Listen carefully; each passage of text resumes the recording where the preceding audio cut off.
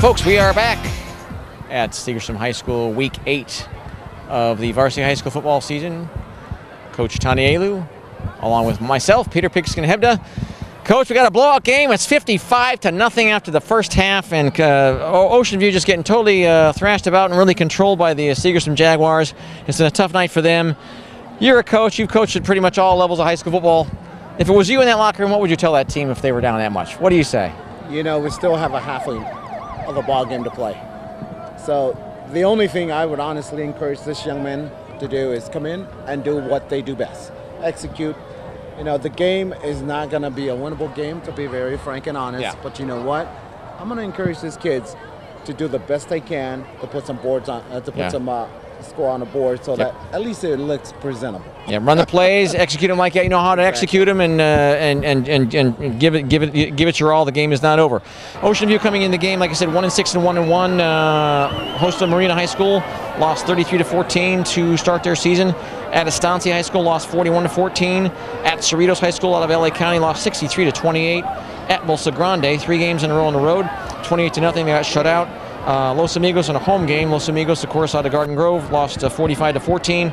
And Loara High School, that one they lost 24-21. And then last week they beat Santa Ana High School 41-27, again for their first win of the season. So they're 1-6 coming in this game, as I mentioned. And again, last year, the year before, they were 4-6 and 2-3 overall in 12. And again, Segerstrom the year before, I think 7-4 and 7-5, and of course lost in the second round of the playoffs. But they've had a few positives too. I mean, you got a quarterback that can throw the ball pretty well, although they did replace their starter. I'm not sure if he was hurt. They just wanted to get somebody new in there. But if I'm the Segerstrom Jaguars, if I'm Coach Masarenga, I'm going to maybe do 1 or 2 drives with my starters, and then I'm going to get him some rest. Rest your guys. Don't risk injury. The game is well in control.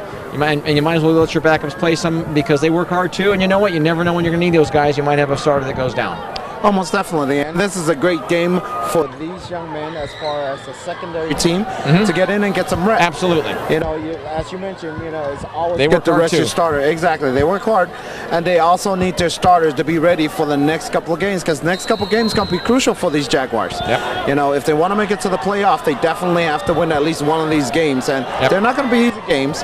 But you know what? I'll tell you, by the way they're running their offense, the way the defense have reacted tonight, I hope that coach does do that, so that at least gives some players some rep and also a chance to get on the field.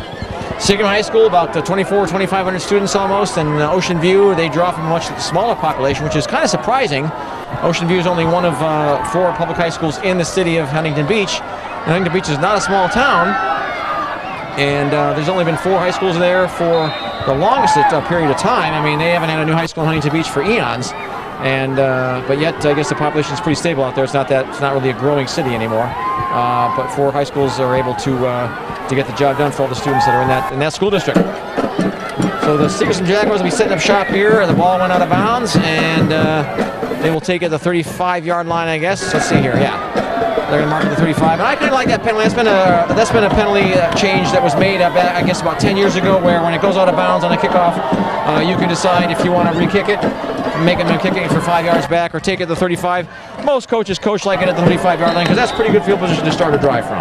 Almost definitely. I like that rule. Oh, definitely. 15 yards, a lot further than a 20, makes it a lot of shorter field. Yep. And I think we might have some backups in there already, as far as I can tell. I think we do have some reserves in.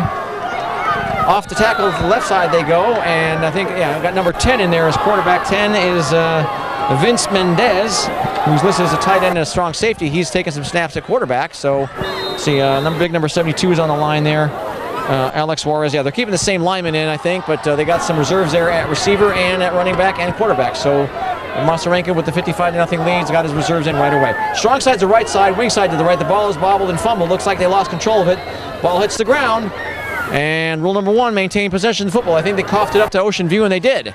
So second down, they lose the ball. Look out. Maybe the game is not over yet, folks. You know, one good turn deserves another, and it looks like, hopefully, now Ocean View can get something going here. Yeah, they need to do something with it. They are down by 8 touchdowns, folks, but they have pretty good field position at the plus 41-yard line. Any coach will take that to start a drive. And coming in this game, Ocean View, on their stats, they are averaging 145 yards or so receiving the ball, passing yards per game, averaging about 158 yards rushing the ball, so they're pretty even spread. And they got 15 TDs this year on their season, and 13 of them by way of the pass. Look out on the ground, bowling forward for a few. That was Daniel Valencia. Valencia churns out about 5 or 6 yards, not bad, out to about the 37-yard line or so. And it looks like they got their starting quarterback back in the game as well. Yeah, I think so. Number 7 is back. I guess Blank Meyer. Yeah, I guess he was just hurt or shaken up or something. He's back on the field. And thanks for that. And coming in this game, it's pretty been even spread in their previous 7 games. Ocean View, you got to like this for balance, coach. Coming in, total yards on the ground, 111.06, and through the pass, 1,012. That's pretty even. Almost definitely. You like that? On offense if they can get it together. Exactly. High snap, and he gets the angle of it. Meyer puts up nice pass count out in the mid-range range, down about the 20-yard line. He goes down, and that is nestled in the arms of Tyler Clay, junior wide receiver. Nice grab by him. Very nice catch. He had his man beat by a step, and coach, that's all he needed. Oh, definitely. You know, when they're moving the sticks. First down. Yep. When they get into mixing their offense, it looks like that's exactly what they're doing. Looks like there's some rhythm there. Very nice play. Had his man beat. So Clay makes the catch. Nice toss there right on target by Blake Meyer. Meyer in the shotgun formation. 1st and 10 from the +13. The ball is bobbled and it's fumbled. Look out. It's loose on the ground. Who's got it? Recovered it. I think the Jaguars, yep, they got it back. So a swappage of fumbles here, and a heads-up play there by, I think, number 24. Is it 24 or 84? Let's see here. 84. Yep. Nice play there by, let's see here. That is Mike Nieves. Nieves is a tight end and defensive end. One kid that's not on the field here tonight who's regularly a two-way starter is Chris Nito, who's a tight end and a defensive end, and he has been out for disciplinary problems. He's not even here tonight on the field, much less in the stands, so I'm not sure if he's been banished for one game or what, but he's not on the field here tonight, so you got to abide by the rules. Coaches have rules for reasons, Coach, as you know. Oh, definitely. You know, you have to maintain some sort of order in this game. Yep. And rules are there for the benefit of everybody. Number 36 on the scamper, and again, we got the reserves in here, getting some touches and getting some plays. 36. We don't have on our roster here, unfortunately. So we have a few. Let's see. Maybe I'm on the other roster here. Hold on. I got my secondary roster. Let's see if I've got his name. Down the middle they go for a couple more yards. A couple linebackers come up there and lay the lumber there for Ocean View. No, we still don't have them on the other roster either. So mystery player number 36. Unfortunately, we don't have his name, but had a few uniform and number changes here before this game began, I guess. Yeah, middle linebacker came up to make that stop. No gain, and actually, it was a 4-yard gain for a first down. Okay, they got the first down. Okay, they 4 yards, and I thought it was less than that. So they got the first down here. That was a 1st and 10 play from about the 29-yard line. And on the that was Nunez, Zamani Nunez, fullback, sophomore, 5'9", 175 pounds. As he gains only 1 yard before they snuffed it out early. And 8:32 and ticking here in the 3rd quarter. So Segerson taking their time out of the huddle here. They ran a little bit of no huddle late in the first half. And they kick out. Man goes in motion here. Motion man takes the carry here. He's got some protection downfield. Nice scamper. They get him around the neck there on the tackle. No flag is shown there. You could argue that might have been a horse collar tackle, but down he goes, but he's okay. And number 17 on the run there. We don't have his name either, so we've got a number of uniform changes here for you folks. And my apologies, we don't have the names here, but it's just not on the roster for us. But a nice run, good blocking downfield. Almost definitely. Nice play. The offensive line is really dedicating themselves to getting that block, that kick-out block, and they're really doing a great job in springing those running backs. So the starters have stayed in it. Of course, the offensive line, it's mostly the talent positions, the offensive backfield, and the receivers that are now in there as reserves. Gets bashed and thrashed. Down he goes. Got to about the line of scrimmage. On the carry, that was number 36. And again, we do not have his name. Jacob Womack on the stop there for Ocean View. Womack is number 22. He's a defensive back. He's a senior. Comes up to make the stop from deep in the backfield there. As they push him back for a loss of 1. Pushing him back to about the the minus 45-yard line or so. Quick to the line they are, these huddles, really quick. Wings to the right side here, but they go down the middle, and they just get no blocking help. It all kind of broke down in the middle there. Big number 85, laying the lumber there for Ocean View, Chandler Willis. And Chandler, I'm not sure, but he looks like about 6'3", 215 pounds to me. He's only a sophomore. That kid's big. Yes, he's definitely big, yes. Wow. He's got 2 more years to grow. That's pretty frightening concept. He's a good player. On that play, snuffed it out right away. 3 guys ran on that stop, and he led the charge. Another loss of 1, so it's 3rd and 12 here for the reserves of Segerstrom. Again, the quarterback taking the snaps with number 10, Vince Mendez. And Vince hands it off to number 17, going scampering to the left side. They snuff it out. Blocking help wasn't quite there. Down he goes. And again, 17, we do not have his name. Our apologies. And he is, again, 3 plays and 2 yards were lost. So Ocean View doing a good job against the reserves of the Segerstrom Jaguars. And again, the reserves getting their touches in a game which they can afford to see the time. First time Segerstrom will be punting tonight. Let's hope that Ocean View can actually turn this into a good gain here for them. Oh, they're faking it. Look out. He's running to the right side. He's got plenty of room there. That's Placentia. Look out. It's a wide open field. He scampers for an inside lane. And they finally, probably should have taken that outside lane, but it probably been about the same result as far as the difference. Jacob just took off right away. Saw plenty of room on that right side of the field. And downfield, he rolls for about a gain of about, well, from where he was standing, from about 40 yards. So about a gain of about 25 yards, because, of course, you always line up about 15 yards behind your line of scrimmage, and he gets him the first down. So a little up your sleeve trickery by Coach Masarenka and his offensive coordinator. Nice job by them. They keep the drive alive here on the fake. Backs are split and set weak. They run to that weak side and they get knocked and cut down early there by big number 56. 56 is Scott McDade, Jr. He's a defensive lineman. Nice stop by him.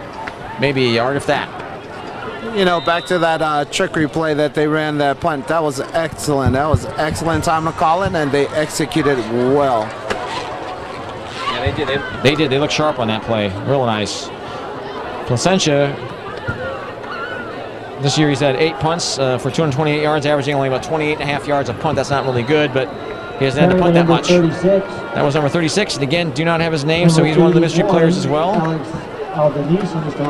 And Alex Aldenise is a defensive, or pardon me, Tristan Wenschlag, inside linebacker, senior, 18. He was the one that came up and made the crunch. And about maybe 4 yards regained. It's we'll call 5 yards, 3rd and 5 yards to go here on the play from the 21-yard lane. They go down the middle. And a little misdirection run there. Gets snuffed out early. Gabriel Lopez on the dash there, not much. Big number 58 coming in there to snuff it out was Frankie Jameson as he creams him. And it's been a wide range of different guys here making the stops here on defense here for Ocean View here, Coach, tonight. Oh, definitely. They're really stepping up as far as defense. Even though the game is out of reach, you know what? These guys here to play. And the defense is doing a great job of forcing Segerstrom to really rethink things at this point. I like what Segerstrom is doing. Are they lining up for the field goal? Let's see here. What are they doing? 4th and 4 from the 20. And the kicker, okay, I guess they are. The holder was, all right, well, the play clock is running. The holder was not on the field. He's out there, he sets it up, and they kick it, and it's got the distances, they have the accuracy, it's good. It's good. Field goal by Adrian Aviles. And that was Adrian Aviles, as Aviles converts from, wow, that was a 37-yarder, not bad. And, you know, that's not falling on the points. I like to see that because, you know what, Aviles hasn't had a chance to kick a lot of this year. He's had a few, but not many. And, again, you're never going to know when you're going to need that guy in a clutch situation, a playoff game, a game further down the road here. They got 2 more after this in the regular season. You know, to me, yeah, you're up 55-0, now it's 58-0, but to me, I would have kicked it 2 because you want to get this guy some game. You know, one thing that practice is practice, Coach. You want to get the game experience. He gets it there, and again, you never know when you're going to need him for a clutch play in a later game. Here he gets experience. That's a good thing. Almost definitely. Practice is practice, as you said. Game speed is definitely different. It's a different situation. So he gets his experiences there and converts from 38 yards out. Nice kick for Aviles. Gets his team up 58-0. Again, it goes into the end zone there, touchback, and they will bring it out, of course, to the 20. So let's get you the offensive lineman left to right there for Ocean View. One moment. Left tackle is Evan Perzanowski, senior, returning starter, 2-time All-League player as well. Eddie Palateco, a senior, returning starter from last year as well. He's a senior. He's being recruited by Ivy League schools, University of San Diego, and a few other schools as well. Center is Stephen Hong, junior, freshman and sophomore team last season. There is no junior varsity team for the Ocean View Seahawks. Dragging guys with him on the right side there, trying to get what he could, maybe a yard of that. Did a lot of running just for a short gain of about 1 or 2. And that was, once again, Valencia dragging guys with him, and he did all he could. But, again, the blocking help on his side, the right side of that line just kind of didn't exactly stay with it. And the right guard for Ocean View is Joe Medrano, junior, returning player from last year. He's on a second-team All-League from last year, from the 2012 season. And Lexi Vargas, junior, he played in the freshman and sophomore team last season in the 12 season. Again, he's a junior. fakes the give, puts it up, a bullet pass mid-range, and it looks like it's caught in traffic there. Nice grab by the receiver, nice play. Nice play by the tight end. He definitely came. He went over the guy's head to make that catch. We got a flag in the offensive backfield. They're probably going to bring him back. That was Drayton on the stop there, and that tight end made it. That was a nice throw too, because that was thirded in between two defenders, and that was a tough, tight space to get through, and he did. We actually got a flag. It's roughing the passer on Segerstrom. So major shot in the arm here for a nice gain of about 8 yards on the pass play, and the extra 15 on the roughing the passer, which is a personal foul. So the offensive squad and the coaching staff here for Ocean View will take it any way they can get it at this point. About a 23-yard gain between the gain and the 23 yards of yardage on the field here, between the yardage on the play and the penalty. So that play was all not for naught. It stands, and they got it 1st and 10 at their own 44-yard line. Look out. Ocean View on the march here. I formation, he comes to receivers. They don't run this very often. They give it to the deep man, and he bowls forward for a few yards. And that was a nice play on the running back's part, because he did not have the help of his up back. The up back took off to the left side, and he went downfield, and he got about a good 4 yards. Nice play by him. That was you can definitely tell where a senior running back comes into play here. He definitely picked the right hole. He made things happen when it wasn't there. Exactly. Tight place, tight spot, and yet he still got about 4 yards. That was a good, we'll call it a long 4, a short 5. We'll call it a second and roughly about 5 yards to go. Same formation here for Ocean View. The strong side's the right side, where your tight end is, and the left side to right goes the motion. Kind of slows in the mid-range of the field. Sets up the throw, nice caught in the flat there, wants to run to the inside, loses the football, puts it on the ground. Oh, he was going to cut in, and I think the Segerstrom Jaguars have got it back. So 2 drives and 2 fumbles here by the Ocean View CX. Folks, don't forget, Coach, and everybody watching here tonight, the first rule of football is maintain possession of the football. Most definitely. Especially when you're on a drive with no points on the board, you definitely want to maintain possession. Possession is the most important thing, and don't forget, folks, possession is still 9/10 of the law. Correct. So the Segerstrom Jaguars, I think the reserves are still in the field, but again, the starters on the offensive line remain in, I believe. I think we maybe have a couple reserves there, and maybe on the offensive line. Now we got 53 in there. Is Nathan Miranda? Yeah, Nathan Miranda. Read me my rights. Miranda in there as defensive lineman or offensive lineman. I think we got a couple offensive linemen reserves. And thundering downfield off to the right side goes the ball carrier. Fighting, clawing, scratching for yards, maybe about 5 or 6, maybe 6 or 7, call it. Again, 36, we do not have his name, wish we did. Downfield he goes. And Seahawks is David Alani, who is a linebacker, junior, makes a stop. And I'm looking at the squad here for Ocean View. They only suit up about maybe 32, 36 guys at the most. Quite a few juniors, a few sophomores, not that many seniors. They lost a lot of starters to last year's 2012 squad. They got 7 yards on that carry, Segerstrom did. 2nd and 3 from the 46-yard line, the plus 46. They pulled forward to about the 40. It was on the carry number 15. 15 is Zumani Nunez, fullback. Sophomore, 175 pounds, looks a little bit lighter than that, but he does a good job there. Gets in the first down, they're moving the sticks. That's the key thing. And we are inside 30 seconds already here to go in the third quarter here. Coaches are for a fast-moving quarter. Wow. Oh, most definitely. You know, there have been a few penalties, a few turnovers, but yet the clock is still moving. By the look of things, I'm thinking they might be doing a running clock at this point. Yeah, I think, as far as I know, the running clock, of course, if a play goes out of bounds, the clock continues to run. It'll just keep on running because it's okay. They throw the flag against the Segerstrom Jaguars, pardon me, and I guess they, what is that called? Delay a game. Okay. I usually recognize that one. I didn't, but delay a game is a call against the Segerstrom Jaguars. They didn't call a timeout, so they'll suffer the penalty. But yeah, the running clock, I believe, as far as I know, it's got to be agreed to between both head coaches. Is that correct? Most of them. They can start it immediately, or they can wait until the fourth quarter if the game is beyond reach at this point. And by the look of things, because the third quarter, it looked like they started it during mid of the third. Yeah, it wasn't right away. The clock. I was kind of surprised the game was going that quickly here in the third quarter. So I guess, at first I know because there were some stops earlier in the first half of the third quarter. And I guess they probably instituted it midway through. That is my guess as well. So yeah, so you'll probably see that continue to be the case. And again, that's just a you could call it, I guess, like a mercy rule of sorts. But just for the sake of maybe, ending the game quicker, both coaches kind of know it's a foregone conclusion for the most part, and just end the game quicker, have there be fewer plays, and just get the guys out the field and go home. Almost definitely. So and it also has a safety intuition as well. So that way, the longer the players are out there, if there's timeouts or any of that nonsense, the closer they can get hurt and whatnot. This way, the game can move along and be over with, and everybody can go home safe. Yeah.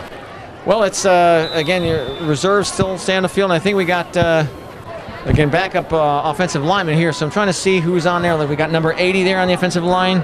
We don't have the name, we don't have all these names on the roster. We have an incomplete roster, unfortunately, here for the Segerstrom Jaguars on our game program. Down he goes, hit him hard, hit him low, wasn't about to let him go. Down goes the ball carrier, number 36. And 36 in the carry. Again, 36 is one of the mystery players here, unfortunately. Down he goes, maybe a gain of about 1 yard. Cut him down early, got him right around the legs, and down he went. And going back to that, to the juniors and the sophomores on this team, it looks like these guys, Segerstrom that is going to have a wealth of players for the next 2-3 years. I think you're right. We got strong side to the right side, the left side, pardon me here. They run to the right though. Puts a stiff arm, gets some good balance here, still on his feet, and he kind of got turned around and thumped out of bounds there. 17 on the dash there, and again, we don't have his name, but he goes out of bounds. He needed about 14 yards to the first down. He's near the first down marker, but I think just short of it. And he has some good lead blocking help downfield there, good lateral movement and downfield blocking as the play developed. That was a nice play. And he got the first down. He needed 14. He got the 14. Folks are at the 30 plus 31 yard line. They snap it here quickly. And off tackle to the right side. One guy slows him and gets him around the ankles, and the rest come in for to polish off the stop as they crack him around the 20, we'll call it the 27-yard line. They get the first down there. They needed only a few. They got more than enough for the first down. So we have a player flat on his back. He's got one leg up. He's not motionless, but he looks like he's not well, and that's a Segerstrom player, and can't see who it is just yet. It looked like it might be number 36 or 33 that just ran the ball. Again, we can't read. Oh, no, it's not 36. Nope. We couldn't exactly read the number at this point. But it was definitely one of the running backs that ran the ball. Yeah, we'll get a name here for you as soon as we can. Again, the quarterback that's in there right now, 10, is Vince Mendez. If I'm Masarenka, I mean, I might want to get Vince Mendez a chance to throw that football at least once or twice, but then at the same time, you don't want to be, accused of trying to pile on the points or, rubbing it in or whatever. But they're probably just going to keep it on the ground. They know this game is firmly in control. Oh, most definitely. Yeah. And this is a really great time for him to really, like we mentioned earlier, to step some new folks up and see what they can do as far as a time. And when you're a reserve player, you want to do your best out there. You want to show these coaches what you can do. Again, practice is practice. Game is a game, like we said earlier. And they want to be able to, hey, these guys work hard in practice too. They want to get some touches, and they get the chance to do it in a game which is pretty much well in control. Players up and walking on his own power here, as we can see. Number 50. 50 is Jacob Benuelos. Benuelos is listed as a guard and as a tackle, offensive. And he's slowly walking off, so I'm guessing he just got shaken up, or maybe hitting the shin or something, or the thigh, or maybe I'd have a Charlie horse tomorrow morning, I'm guessing. He'll probably be in the whirlpool a little bit longer than the other guys. Most definitely. He'll be a little sore tonight and tomorrow and the next day.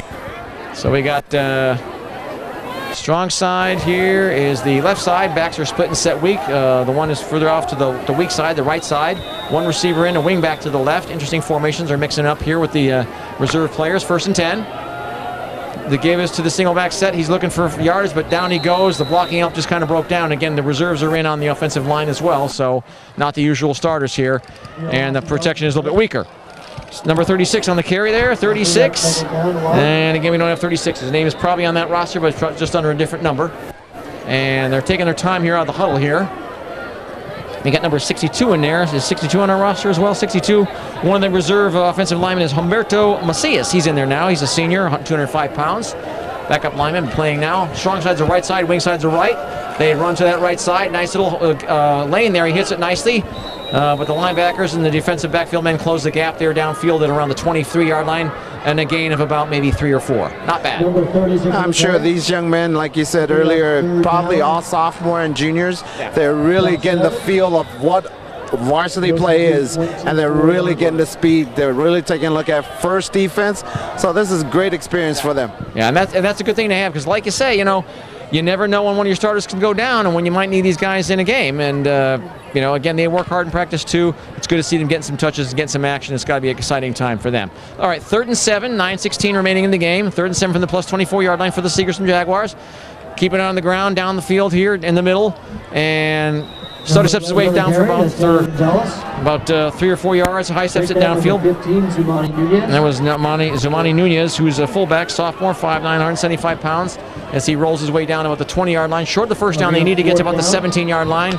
And it'll be 4th and 3, so we might see another field goal attempt. We do. They are lining up for a field goal attempt. It'll be about a 37-yarder this time, just like it was before. Ooh, a high snap, but he gets a handle on it. Good rush there. He gets a nice kick, end over end, straight down the middle. Looks good to me. Looks good to the officials. Looks good on the scoreboard. So, wow, nice kick here. Connected by Aviles. And he's doing a fine job here tonight. Definitely is 2 for 2. Definitely is going to help his confidence. Adrian Aviles, number 8, lucky number 8. As he converts there, see punts, kickoffs. Looking for, I didn't write down my conversion, but he's been pretty good this year. He's only missed a couple. He missed one earlier in the game, extra points that is, and he's been a busy guy all night here tonight. And coming in this game, the Segerstrom Jaguars, as far as their total yardage, like I mentioned, averaging 309 yards on the ground. They've had 28 touchdowns total in their 7 games of all kinds of touchdowns, passing and rushing either way. And they have registered 11.5 sacks as a team and 3 interceptions as a defense. So not a lot of turnovers going their way this year. They're actually minus in the turnovers department, but they're trying to make that work their favor. A major reason why they lost that Westminster game was because of the turnovers. They can control that. They can control their destiny. Kickoff into the end zone, and it's taken. Turnovers, coach, and things like mistakes and foolish penalties. And I was talking to Coach Nunez, the head coach of Ocean View. He says, we haven't had that many penalties this year, but the penalties that we've had have been, kind of the blatant physical ones. The foolish ones, like the costly ones. The costly ones, the personal fouls and the hitting out of bounds and the hitting and piling on and stuff like that. He says the most run-of-the-mill ones we've been able to avoid at a very good pace. They haven't had a lot of penalties problems, but they've just been overmatched in a lot of the games they've played. And again, they draw from a smaller population than most schools do. They draw from only about 1,450 students total, so that's less people to make a team up of, and that can be sometimes hard when you're up against schools with a bigger population. They go down the middle here. Most definitely. It makes it hard when you have two-way players that are constantly having to come out and play every down. It makes it difficult as They've well. had a fair amount of turnovers themselves, Ocean View has. They're in the minus as well on that. They've had 10 fumbles coming into this game, 9 of them that they've lost. When you lose 9 of 10 fumbles, that's a pretty high percentage. They had 4 alone in the Estancia game that they coughed up to the Estancia Eagles earlier in the season. And they also had 3 against Los Amigos. Tonight we see evidence of that too. They've had 2 interceptions and 2 lost fumbles. So yes, they definitely have to clean that up. But you know what? We can coach all we want, but it's going to be up to the kids to execute when they're out on the field. A frozen bullet pass to the receiver on the wide out on the flat there. Makes a nice catch. And we got the number 14 there is in the quarterback now again. Number 21. Jason Bryan is throwing that football. Jared Vogt, Jared J-E-R-R-E-D, Vogt making the catch. He's actually a tight end. I thought he was a receiver. Tight end, you kind of line up with that gap on that left side.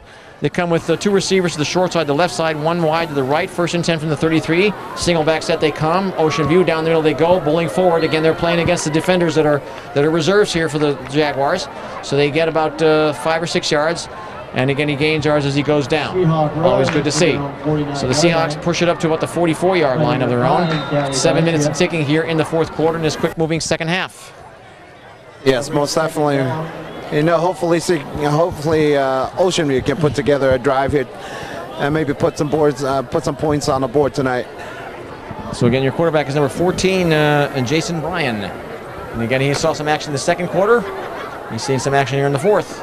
Drops back deep, puts it up, and he's got a guy open down the middle there in between the seams, and he makes the catch, but he is sandwiched right away. Nice grab.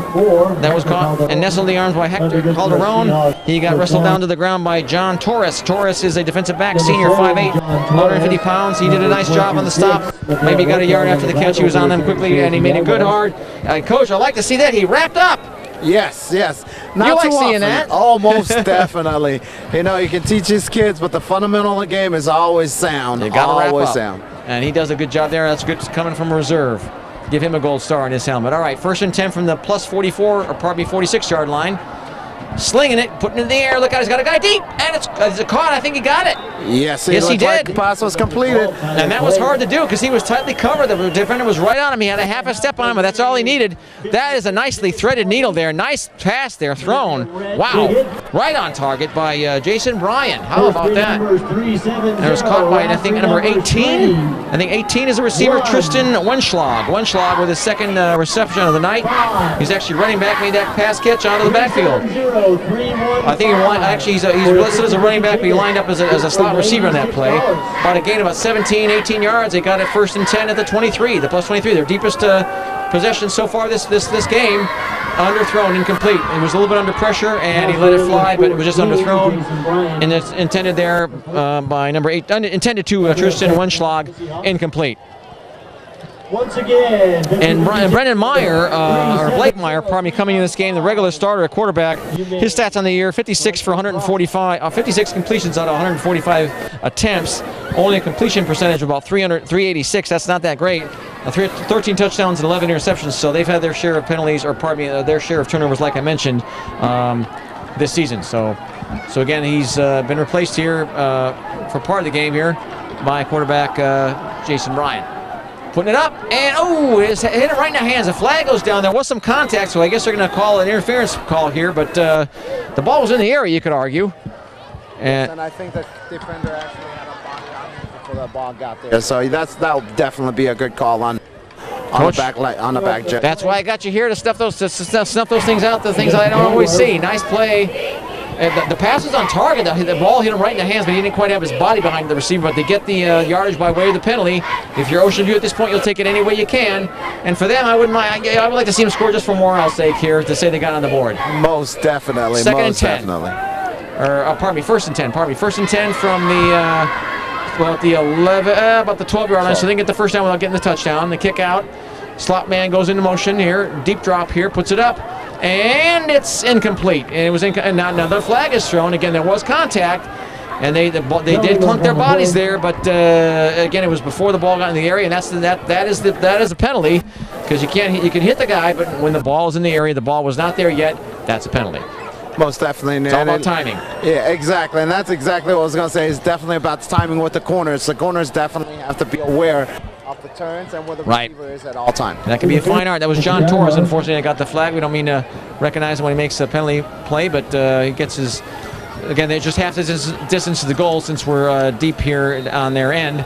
So the ball is going to be 1st down and goal to go. Yeah, 1st and goal from the 5 or the 6 or so. They come out of the I formation. They come this time. Receivers split very wide. We have one tight end. Oh, the ball is carried, and he just loses his balance before he's really even hit. And I think that was Valencia. Back on that. Valencia, you could see his body language. He was pretty angry at himself. Not anybody else. He was angry at him. And he just lost his footing. We've seen that a couple times here tonight at Ocean View Park. He knew he had a chance to run something and do something with it right there. And maybe they got to give him a new pair of shoes. Yes, or try to help his quarterback out of the way so he can make that move. He had a chance of getting in the end zone, too. He knew it, too. 2nd and 6. He lost about a yard. Flags are thrown and whistles are blown. We've got a dead ball foul. And only one official saw it. One official threw it and called it. It looks like the offsides on the defense. Somebody lined up in the neutral zone, folks, and the rule is you got to stay a football's length away from the closest tip of the football to you as a defensive line. And if you line up closer than that, it's a penalty, and they march it off again, half the distance to the goal. So we got 2 minutes and counting, and we have 2nd and goal to go from about the 3, we'll call it. Imbalanced backfield. They are split and set weak. Up guy is to the weak side. They run it to the weak side. They are looking for some room on that left side, and he dives across into the end zone. It's a touchdown for Ocean View. They are finally on the board, and they get something before this game is out. And that was Valencia, the mainstay of the backfield, who's got the great majority of their rushing yards this year. He's like responsible for about over 90% of their rushing yards this year. And it's only fitting that he gets a score here, and that comes with 4:42 remaining in the game. So finally, the Ocean View Seahawks. You know, I'm not surprised that Segerson won and run kind of big, but I didn't expect them to win this big. Yes, most definitely. You know, again, when I first walked on and saw what kind of team they had out there, only thought that came through my mind, I hope they had speed. Right. Yeah, they don't have a very big defense, and they have a good-sized offensive line. They got a couple quarterbacks that have got a good arm, and they drop back quickly and they set very nicely. But they're just overmatched here tonight against a more talented team and from a school that draws from a much bigger population than they do. Ocean View does. So that's a factor too, because again, the philosophy is you have more players to select from to build your team. Oh, most definitely, most definitely. Every little bit, as we talked earlier, everything helps. And with a bigger team, you can have a lot more people play different position. You're not having to run people to both ends of the ball, where 48 minutes can become a very long day. Yep. Coach, you went to, you said Valley High School? Sure did. Graduated from Valley High School in 1982. I see. I graduated 1 year after you. You're just 1 year older than I am. But the thing is, and I understand that Coach Tagaloa, you are second cousin with him. Coach Tagaloa there on the sidelines for Seegers and Jaguars. Exactly. His father and I are cousins. His father actually was a quarterback at Valley High School. He was the starting quarterback. And Joseph was actually a great running back. As I mentioned earlier, he's a great running back for Saddleback Roadrunners. So yes, we do have some family ties on all parts of town around here in Santa Ana. Santa Ana is not a big town, but you know what? They got some big hearts and some great kids out here. And I remember the senior Tagaloa, I guess your first cousin there, he was coached a few years under Mike Taylor over at Orange Coast College. I used to see a lot of Orange Coast College games back about 10 years ago. Most definitely, he did. Yeah, he was actually their quarterback coach there. I see. Yeah, he was there for a few years, and back from about 2001 to about 2007, I would, if Orange Coast was home, I was always out at their game. I lived a whole lot, 1 mile away from there when he used to live in Costa Mesa. Now I live in Santa Ana, and that's a great place to see a game. That's a great stadium, a great venue. Oh, awesome, and especially with all the remodels and everything else that have put in there, it is definitely a really nice place to go and watch a game. Yeah, it is. It's a great venue. If you've ever been there, if you haven't been there, go check it out. It's a great stadium to see a game, good high up. And it's old, but it's a nice place, and you know, there's a lot of good quality football on the JC level here, and junior college football is one level of football I do enjoy still. 1st and 10 from their own 31. We have 1:16, 1:15 remaining. The clock is ticking again. We have the running clock here. Wing side is the right. Split backfield they come, and a little bit of jump in there, and I guess they just took a knee, like the quarterback just went in and took a knee on the ball. I couldn't even tell they snapped the ball. It was pretty well protected from the angle I'm at. So they're just going to let the clock melt down. They might run one more play. They're just going to take another knee and just call it a game.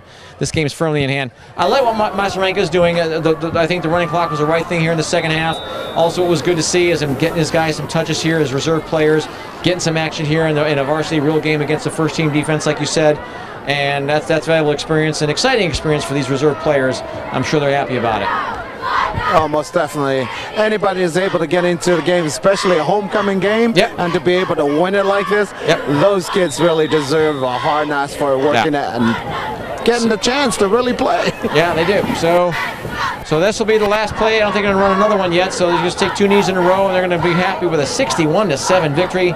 We saw, folks, 8 touchdowns and 2 field goals, 1 missed extra point. We saw 2 touchdowns by way of the defense pouncing on a fumble on a high snap in the second quarter, and an interception was returned for a touchdown.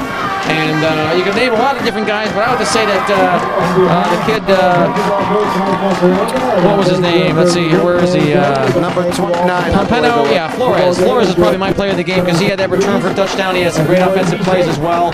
And again, you had Omar Navarro. They had those great, exciting runs in the first two drives that were one-play drives. And you could give gold stars all around and player of the game to a couple guys, but I would say that they're the ones that really got the job done here tonight. And of course, the Seegers and Jaguars established who was in charge here very early in the game, and really really never look back and were able to play their game. So this ups their mark. Very important win for them because they remain in a winning team. They were 4-3 coming in. They do not drop to 500. They go up to 5 wins and 3 losses. 2-1 in the league. They are in the heart of it, the actual heart of the fight for a playoff spot. Again, the top 3 schools from the 6-school league will go to the CIF playoffs. I think all they have to do with their remaining 2 games, coaches, to ice a playoff spot is to win one of them. And one of their games will be against Santa Ana, the last game of the season, not the next week. And that should be an easily winnable game the way Santa Ana playing this year. So I expect the Jaguars to make the playoffs. But again, if you're the Jaguars, you wanna get farther than that second round of the playoffs. They've been stuck in that gear for the last 3 seasons. They want more. Almost definitely. And I'm pretty sure they have it in the back of their mind that the goal is to finish this season and finish on top. You know what? I gotta give props to these guys because you know what? They came in here and executed a game plan that they had prepared for. And you know, give props to Ocean View. They didn't give up. Even though the score was out there, they didn't give up. Yeah. So, you know, great game plan, great. I mean, the coaches really prepared this team really well tonight. Well coached, well conditioned. Everybody, you know, was all in. They really looked focused and everyone was pretty much healthy too. I mean, no one was really banged up, and everyone that should have been starting tonight was starting, and that's saying something because you know you don't always have health. There's certain things in football you can control, mistakes and penalties, and you want to be able to minimize that. But sometimes you can't control somebody's health or how well they're playing, or you know if they're out because of injuries. And it's been a healthy year for Segerstrom as well, and that's only going to help them bode well as they go down the line in the playoffs as well. One thing I would like to see maybe happen, and you and I kind of talked about this at halftime, is and the old saying that not always the teams with the greatest records are the best teams. I would like to see Monterenga maybe schedule a Laguna Hills or a Dana Hills or one of the schools from maybe South County that's not one of the super upper echelon programs, but a school that's a bigger school, drawing from a larger population, play some tougher competition in that pre-league, because like you were saying, Coach, come playoff time, that can only help you when they have experience against more talented schools that are drawing from a bigger population where it's tougher competition. Even if you lose those games, that's valuable experience. Almost definitely. You know, you play those big boys, you learn what their mistakes are, you correct them before the season starts.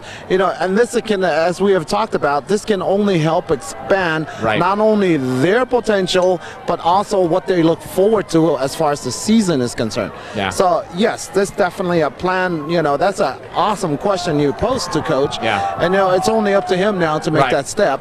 And you know, it's only for the betterment for his program. I agree. You know, I'd like to see that. I think he probably will in the season to come. And you know, when you're a head coach, you're in charge of basically a head coach of a varsity high school football program. You know, you have your league games. You know, you're going to play in that second half of the season, the last 6 games if you're in a 7-school league or whatever. But you're pretty much in charge of setting your pre-league schedule. And so it's up to those coaches to decide who they want to play. Very often you'll see, if you look at a season log for a school, you know, that's maybe a smaller school, and you'll see them go up against schools that are much more populated than they are. Like last year I did the Pasadena Mirror game. I saw Pasadena, which is, you know, not the biggest school, but not the smallest school, up against Rancho Cucamonga, against Upland, against larger schools than they are. And they've lost games like 35-10, 42-6, and then you all of a sudden see the league play begin, and then they have the big scores in their favor where they're the winning school. So again, you want to get that good experience against some upper echelon schools, and hopefully we'll see that some more stiffer competition as in the pre-league seasons to come here for Segerstrom. I'd like to see that be some fun football. Oh, definitely. You know, and it's only to the benefit of his program because the notoriety is here already. Yeah. The students are here. Yeah. The backing is here. All we need now is to pull that championship level caliber team so that they can learn from those mistakes. Yeah. Take it forward. You know, you never know what can happen during the season. That's right. You know, you can always get better. Yeah. Always get better. Well, this is a program that really wants to get to that next level. Like I said, they want to get beyond that second round of the playoffs. That's one of the ways you do it. Exactly. Yeah. Exactly. Well, folks, we want to thank everybody for joining us here on Channel 31 on the SAUSD TV channel. And we'll be out here for some more games before the season is out, and we'll certainly be out here for, I would think, playoff games once the playoffs begin. So we are not done, but we're done for tonight, and we will catch you later in the season. We want to thank everybody for joining us. Good night, everybody. Thanks again, Peter.